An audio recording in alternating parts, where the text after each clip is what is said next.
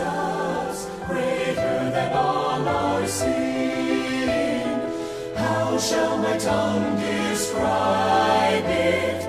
Where shall its praise begin? Taking away my burden, setting my spirit free, for the wonderful grace of Jesus reaches.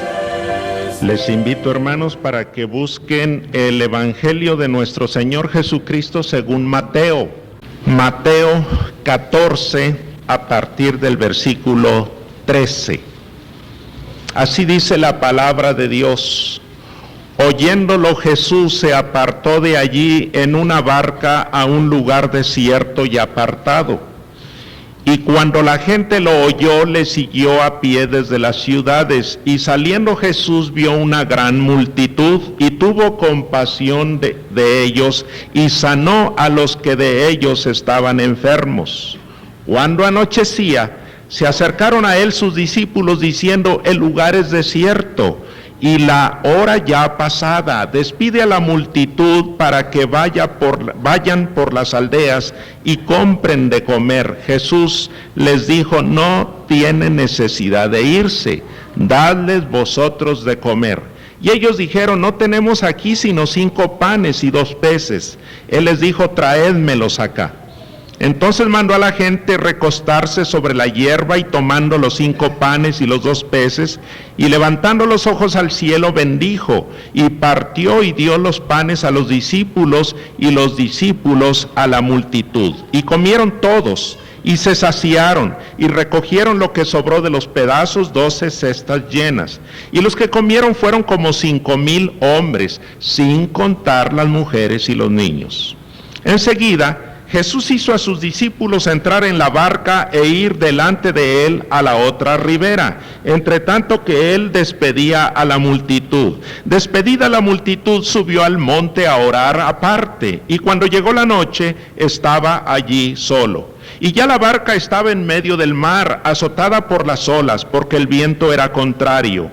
Mas a la 4ª vigilia de la noche, Jesús vino a ellos andando sobre el mar. Y los discípulos, viéndole andar sobre el mar, se turbaron diciendo: un fantasma, y dieron voces de miedo.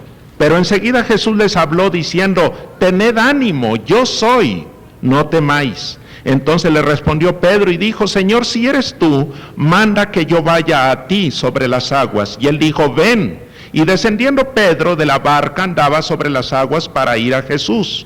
Pero al ver el fuerte viento tuvo miedo, y comenzando a hundirse dio voces diciendo: Señor, sálvame. Al momento Jesús, extendiendo la mano, asió de él y le dijo: hombre de poca fe, ¿por qué dudaste? Y cuando ellos subieron en la barca, se calmó el viento. Entonces los que estaban en la barca vinieron y le adoraron, diciendo: verdaderamente eres Hijo de Dios. Y terminada la travesía, vinieron a la tierra de Genezaret. Cuando le conocieron los hombres de aquel lugar, enviaron noticia por toda aquella tierra alrededor, y trajeron a él todos los enfermos, y le rogaban que les dejase tocar solamente el borde de su manto, y todos los que lo tocaron quedaron sanos. El ministerio del Señor Jesucristo fue uno de carácter preponderantemente espiritual. ¿Quién podría negarlo? A unos que groseramente interpretaron su enseñanza enfatizando el aspecto material, les dijo: las palabras que yo os he hablado, son espíritu y son vida. Pero es de suyo evidente que Jesús pasó buena parte de su ministerio atendiendo las demandas de satisfactores materiales. Y es que la vida humana es una experiencia en la que coexisten en armonía o equilibradamente materia y espíritu. Los griegos tenían un barrunto de esto: cuerpo sano en mente sana. Nuestro pasaje nos presenta a Cristo Jesús atendiendo necesidades materiales, manejando según el arbitrio de su poder a la materia para multiplicarla, para dominarla, para restaurarla. Este es el sencillo bosquejo de nuestra meditación en esta mañana. Cristo multiplica la materia, domina la materia, restaura la materia.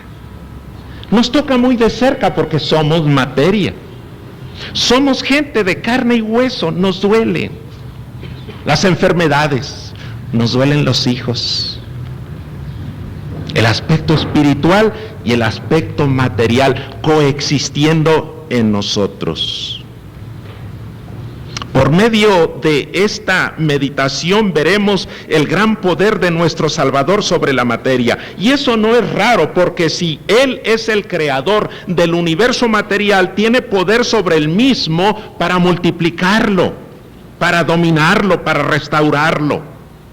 Y este aspecto de la realidad se ve bendecido grandemente por nuestro Salvador. Y si Cristo es el mismo ayer, hoy y por los siglos, el impacto de esta seguridad sobre nuestra fe, nuestro amor y nuestra esperanza debe ser un impacto enorme. Veamos el primer caso. Cristo multiplica la materia. Ustedes conocen los incidentes de esta experiencia de nuestro Salvador. Se ve rodeado de una multitud y la hora es avanzada y la gente tiene hambre. Los discípulos le dicen a Jesús: despáchalos. Jesús le dice: no tienen necesidad de irse, denles ustedes de comer. ¿Pero cómo? Aquí está el compromiso de ofrecerle a la gente los dones que Jesús nos ha dado, aquellas cosas con las cuales nos ha capacitado. Tenemos poco, démoslo poco. ¿Qué fue lo poco? 5 panes y 2 peces. Eso es lo que tenemos. ¿Con esto pretendes darle a toda esta multitud de comer? Tráiganmelos. Y de una manera milagrosa, la materia empezó a multiplicarse, de tal manera que hubo suficiente para 5,000 varones, sin contar ni las mujeres ni los niños, y sobró 12 cestas llenas de pan.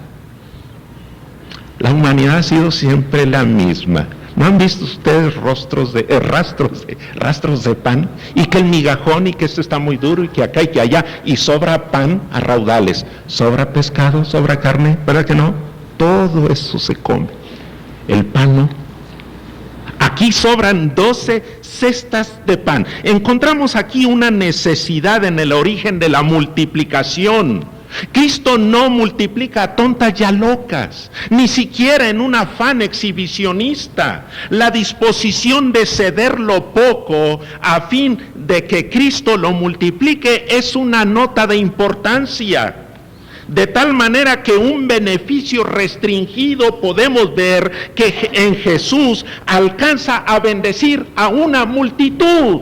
Y eso constituye una invitación para todo discípulo y para todo creyente en Jesucristo. No podemos nosotros pensar en que tenemos una gran abundancia y que por eso podemos darnos la gran vida. Incluso una cosa pequeña en las manos de nuestro Salvador es multiplicada para que satisfaga no solamente el placer egoísta del que lo posee, sino también alcanzar a una grande multitud, si hay disposición en lo profundo del corazón.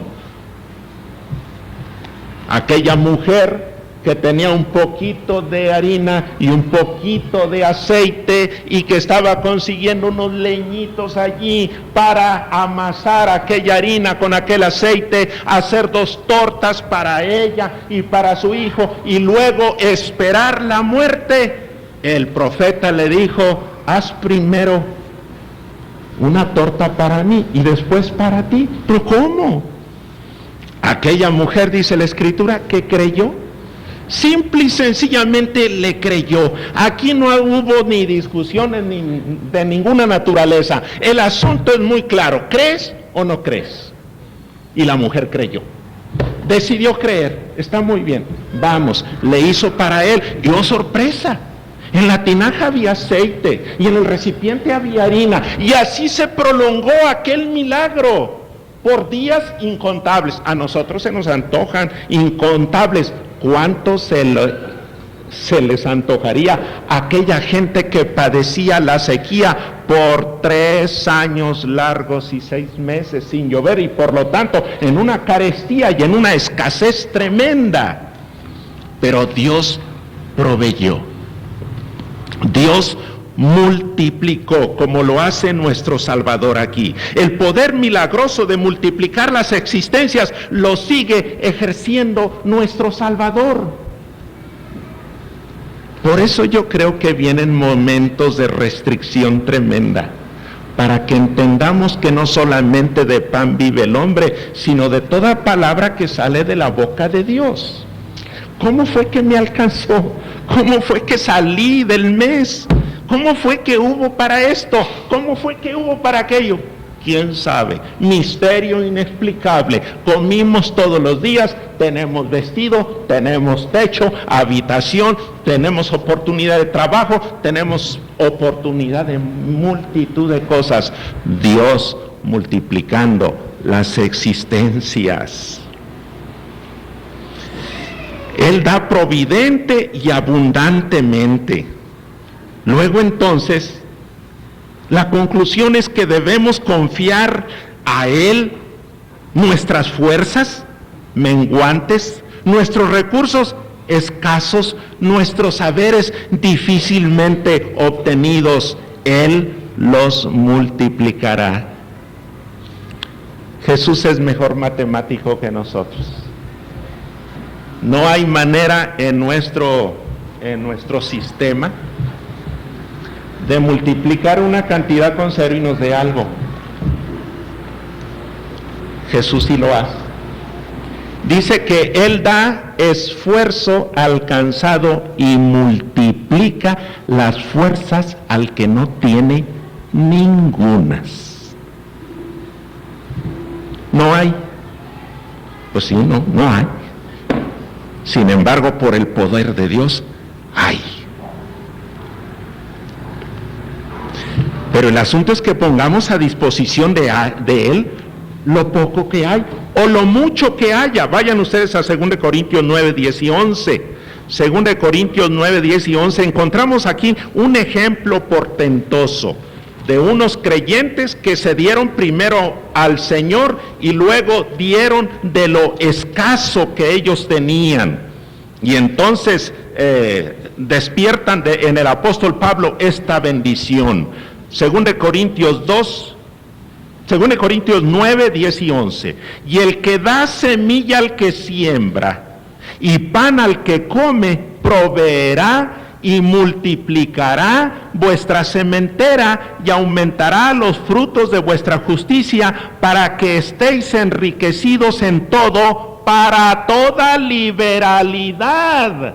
No para que disfrutemos egoístamente los bienes que recibimos, sino para que los pasemos más adelante con toda liberalidad, la cual produce por medio de nosotros acción de gracias a Dios. Un mundo necesitado está esperando que los creyentes, que los cristianos den lo poco que tengan para que Cristo lo multiplique. ¿Ustedes esperan que el mundo dé? Cuando no tiene el amor de Dios en su corazón, ¿ustedes esperan que la banca internacional nos entregue los saberes para que de esa manera entonces resolvamos nuestros problemas de carestía y de pobreza y de desempleo y de situaciones tan tremendas? ¿Ustedes creen que los bancos se van a tentar el corazón para darle oportunidad a los pequeños empresarios para que vayan adelante y produzcan empleos y de esa manera haya fuentes de ingreso para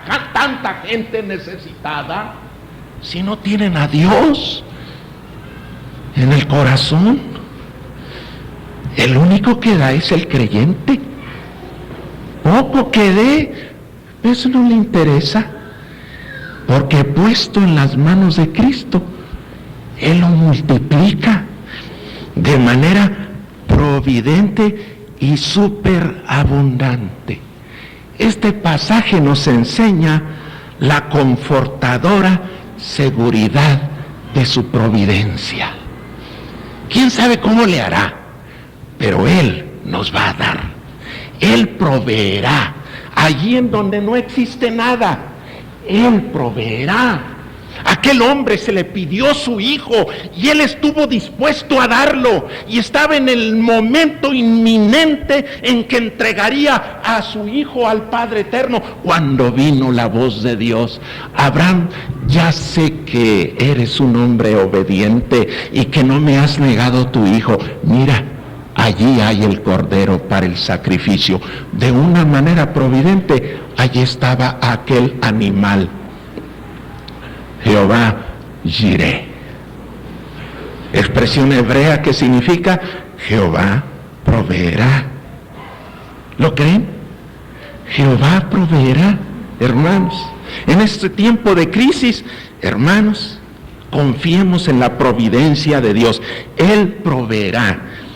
Cristo multiplica la materia y eso da origen a la providencia suya. Saca de la nada los recursos que sus hijos necesitamos, y eso debe de cultivar en nosotros un sentimiento de confianza. Vivamos confiados, hermanos.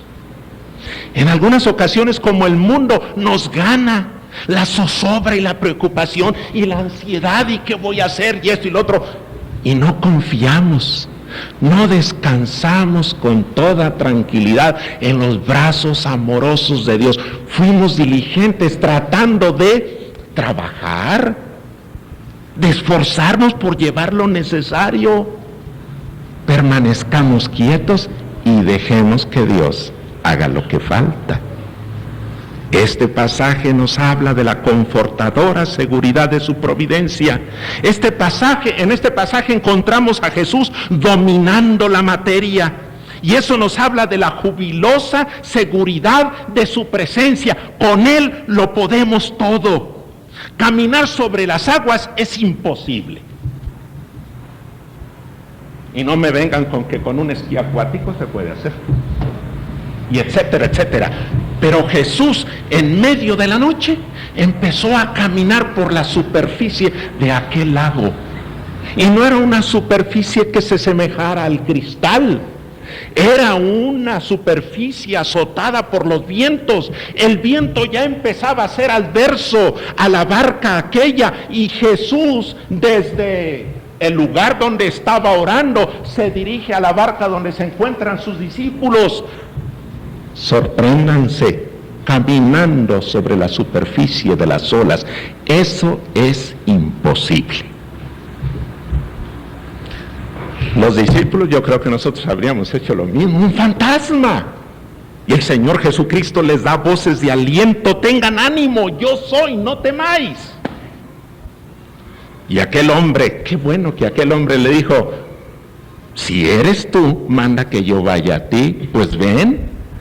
Y Pedro, el intrépido, se bajó de la barca y, oh sorpresa, empezó a caminar también sobre la superficie del mar sin hundirse. Eso es imposible. El poder de Cristo hace que nosotros nos atrevamos a hacer cosas imposibles para todos, pero para Dios no. Pero basta una pequeña desviación de la mirada a considerar los problemas más grandes que el poder de Jesucristo para que comencemos a hundirnos. Y no solamente a hundirnos, sino a ahogarnos. ¿Ustedes creen que un hombre dedicado a la pesca como profesión de su vida, teniendo una empresa de barcas que pescaban en el mar de Galilea, denme un habitante de las costas que no sepa nadar? Todavía en el desierto, en el altiplano, acá habemos gentes que no sabemos nadar. Pues claro, ¿en qué nadamos? ¿En la arena del desierto? Bueno, hay muchos que saben nadar, ¿verdad? Porque se atreven. Pero denme un solo habitante de la costa que no sepa nadar. Si nacieron en el mar, yo creo que sus padres los llevan desde chiquitos y los avientan al mar, ya andan como pescaditos. No es cierto. Pedro no sabía nadar, se estaba ahogando en un medio que él conocía. Y hay veces que nosotros nos las damos de conocedores, de muy previsores, de muy capaces. Este medio yo lo conozco. Y empezamos allá a movernos y esto y lo otro, etcétera, etcétera. Y comenzamos a hundirnos, a pesar de que estamos en condiciones que decimos conocer, que creemos dominar. Y eso es cuando hacemos a un lado a Cristo de nuestro esquema y queremos manejarnos solos. Queremos sentir en lo profundo de nuestro corazón el sentimiento de llenura que nos embarga cuando realizamos cosas que los demás no pueden, no saben, no son capaces de hacer. Se nos olvida que lo que somos capaces de hacer es porque Dios ha dado la orden. Ven, yo me encargo de que tú puedas. Y empezamos a andar allí bajo esa ordenanza, pero luego nos empezamos a dar cuenta que los problemas son más fuertes que nuestras capacidades. De hecho, muchos de los suyos han caminado en aguas tempestuosas y mares borrascosos. Él ha dicho la palabra, ven, y sus siervos han caminado desafiando al abismo. Y basta la fe para que el milagro se repita cuantas veces lo necesitemos.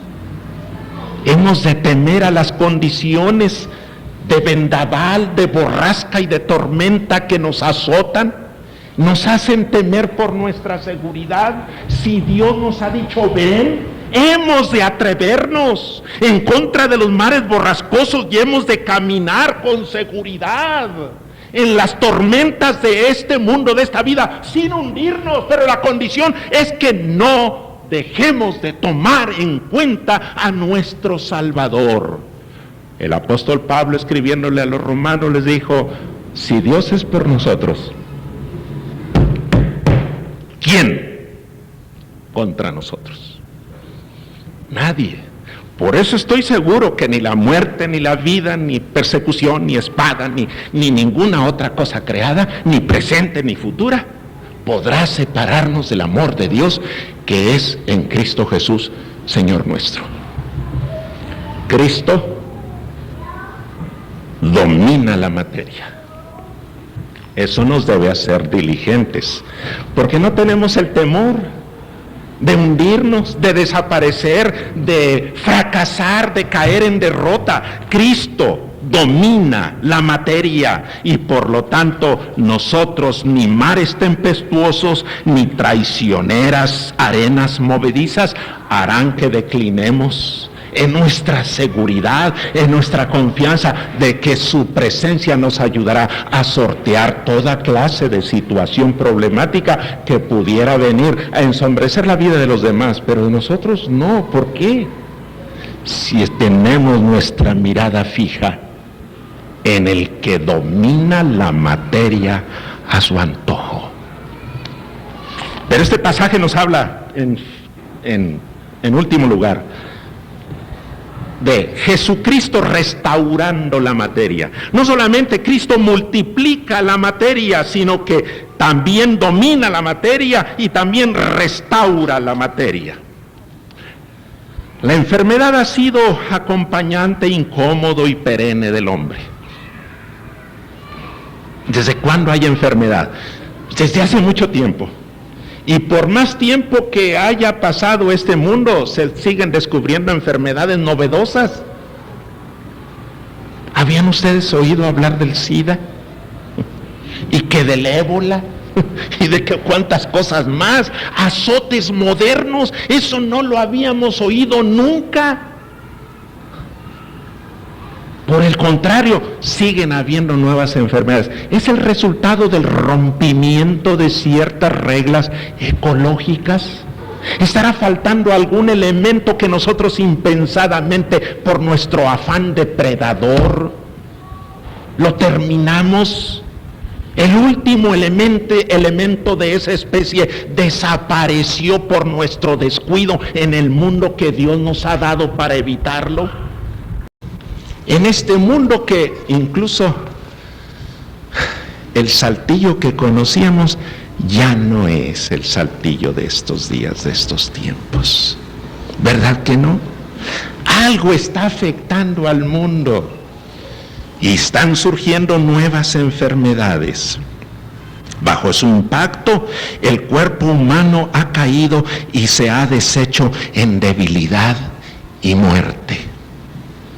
Cristo es capaz de restaurar el cuerpo a su condición de salud original. Dice el pasaje que cuando supieron que Jesús andaba en las inmediaciones, vinieron con él y se conformaban con tocar el borde de su manto, con la seguridad de que quedarían sanos. Esto habla acerca de veras de objetos milagrosos a los cuales se transmita el poder y la virtud de Dios. Indudablemente que no, porque eso nos llevaría directamente al fetichismo. Pero Dios está honrando la fe, Cristo está honrando la fe de aquella gente. Por supuesto, Él, como fuente abundante de bienes, de sanidad, de salud, le da lo que necesita a aquella gente que viene a pedir con urgencia su salud. Él sigue obrando milagros en la medida de sus propósitos y en respuesta a las oraciones de los suyos. La humanidad doliente, necesitada siempre de Jesús, el médico celestial, ha de contar con este beneficio por el hecho de que sus hijos lo llevamos en nuestro propio corazón. Este pasaje, hermanos, nos habla de la seguridad, la segura esperanza de su resurrección. El milagro de salud es el barrunto de la total restauración del cuerpo a condiciones de incorrupción y de inmortalidad.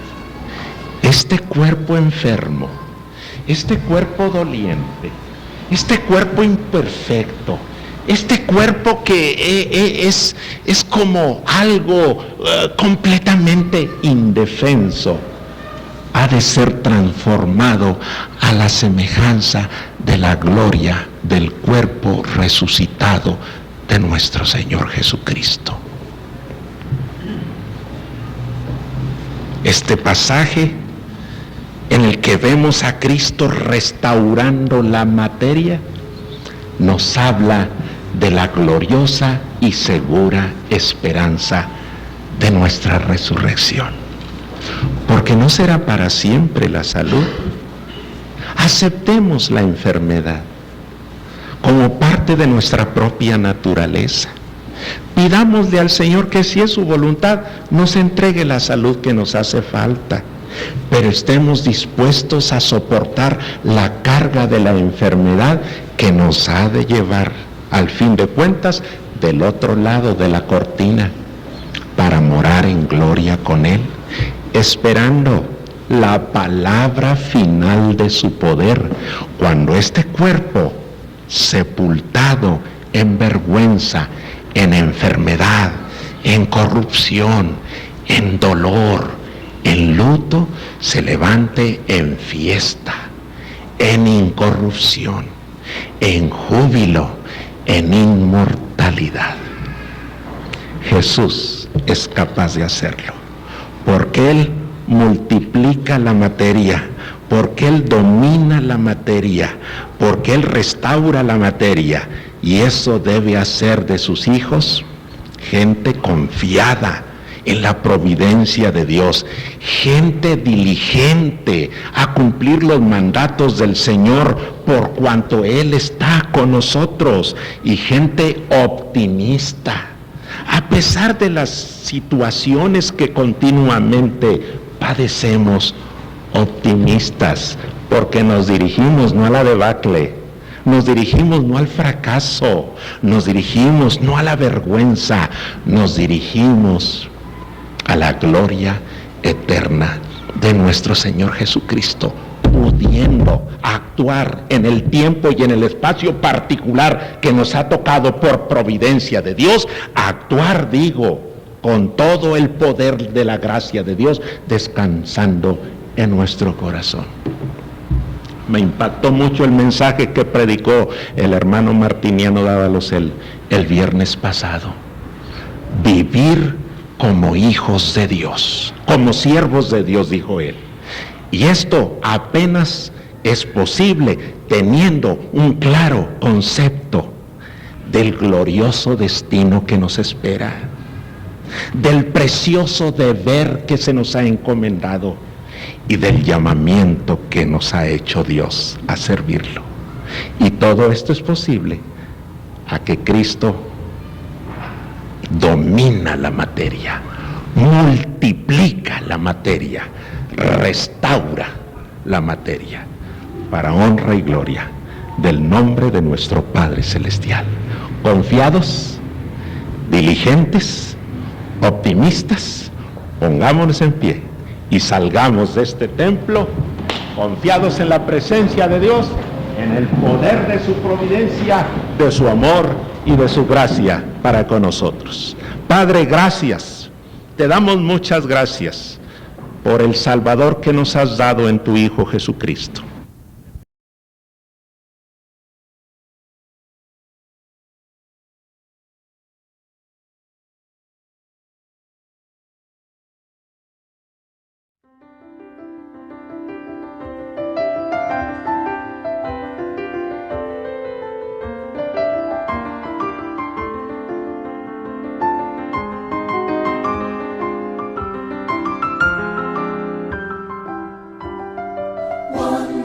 Grace of Jesus, greater than all our sin. How shall my tongue describe it? Where shall its praise begin?